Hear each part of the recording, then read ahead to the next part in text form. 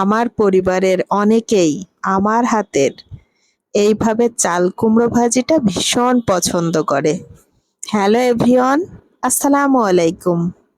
আমি মাওয়া বলছি। আবারও একটি সুন্দর রেসিপি নিয়ে হাজির হয়ে গেলাম আপনাদের সাথে। চাল কুমড়োর সাথে একটি মাত্র ডিম দিয়ে খুবই মজার এবং সুস্বাদু উপায়ে চাল কুমড়োর ভাজি রেসিপি। সবার প্রথমে আমি একদম একটা কচি চাল কুমড়ো নিয়ে নিয়েছি। আর চাল কুমড়োটা দেখতে অনেক সুন্দর ছিল, একদম চাল কুমড়োটা একদম টাটকা ছিল। আর এবার আমি একটা পাত্রে কিছুটা পরিমাণ পানি নিয়ে নিলাম, তার মধ্যে দিয়ে দিলাম চাল কুমড়োটা। আর চাল কুমড়োটা এবার আমি খুব ভালো করে হাত দিয়ে ডলে ডলে ধুয়ে নিব। অনেকেই আবার এই চাল কুমড়োটাকে চাল কুমড়ো জালি বলে থাকেন। আর আজকের রেসিপিটা যারা ব্যাচেলর এবং যারা নতুন রাঁধুনি তাদের জন্য খুবই উপকারী একটি রেসিপি, কারণ হাতের কাছে খুবই সামান্য কিছু উপকরণ দিয়ে এই মজার রেসিপিটা তৈরি করে দেখাবো আপনাদেরকে। আর এখানে আমি একটা ছিলনি নিয়ে চাল কুমড়োটার খোসাটা খুব ভালোভাবে ছিলে নিয়ে নিলাম। আর এই যে দেখুন কতটা ভালোভাবে আমি চাল কুমড়োটা ছিলে নিয়েছি, দেখতেও কিন্তু অনেক সুন্দর লাগছে। পরে আমি আস্ত চাল কুমড়োটা আরেকবার ধুয়ে নিয়েছি। আর এদিকে দেখুন আমি খুব সুন্দর করে কুচি কুচি করে এভাবে চাল কুমড়োটা কেটে নিয়েছি। আপনারাও ঠিক এভাবে কুচি করে কেটে নিয়ে নেবেন। এবার চলে আসলাম চুলায়। চুলায় একটা ফ্রাই প্যান বসিয়ে দিলাম। এবার 1 টেবিল চামচ পরিমাণ তেল দিয়ে দিলাম। তেলটা যখন গরম হয়ে এসেছে তার মধ্যে দিয়ে দিলাম কিছুটা পরিমাণ রসুন কুচি, তারপরে দিয়ে দিলাম একটু পেঁয়াজ কুচি। এবার তেলের মধ্যে পেঁয়াজ আর রসুনটা একটু নাড়াচাড়া করে নিয়ে নিলাম।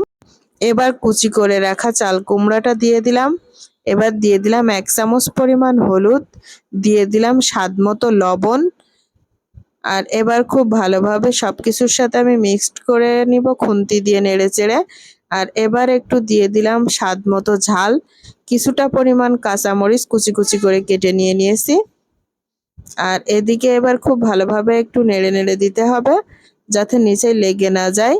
আর আপনারা চাইলে চাল কুমড়োটা ছুরি অথবা বটি যেটা দিয়েই যার যেটা ভালো হয় সেটা দিয়েই খুব ভালোভাবে কুচি করে কেটে নিয়ে নিতে পারেন। আর এদিকে আমি একটা ডিম নিয়ে নিলাম। আর ভাজিটা কিন্তু একদম হয়ে যাওয়ার মতো হয়ে গিয়েছে। আর ডিমটা আমি একটা বাটিতে খুব ভালোভাবে ফাটিয়ে নিয়ে নিয়েছি। আর ভাজিটা যখন হয়ে গিয়েছে এই যে দেখুন ভাজিটা এক পাশে একটু সরিয়ে নিয়ে নেব। এবার এখানে হাফ চা চামচ মতো একটু সয়াবিন তেল দিয়ে দিলাম। এবার ওই তেলের মধ্যে যে ডিমটা ফাটিয়ে রেখেছিলাম ওই ডিমটা দিয়ে দিব। আর ডিমটা দিয়ে খুব ভালোভাবে ডিমটা নেড়েচেড়ে ভাজা ভাজা করে নিব। চাল কুমড়ো ডিম দিয়ে ভাজার রেসিপি। আর এই যে দেখুন ডিমটা দিয়ে আমি খুব ভালোভাবে নেড়েচেড়ে নিয়ে নিচ্ছি।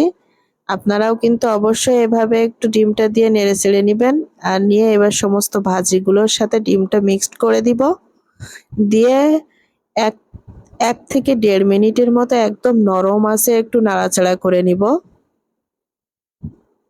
যাতে ডিমটা ভালোভাবে সিদ্ধ হয়ে যায়। আর এই যে দেখুন ভাজিটা কিন্তু হয়ে গিয়েছে আমার, দেখতে যতটা বেশি লোভনীয় লাগতেছে আসলে খাইতে কিন্তু এর চেয়ে বেশি মজা হয়েছে।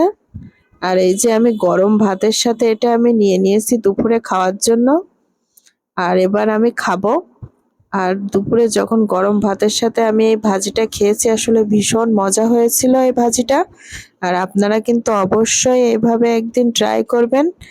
গরম ভাতের সাথে এরকম একটা ভাজি হলে কিন্তু আর কিছুই লাগে না।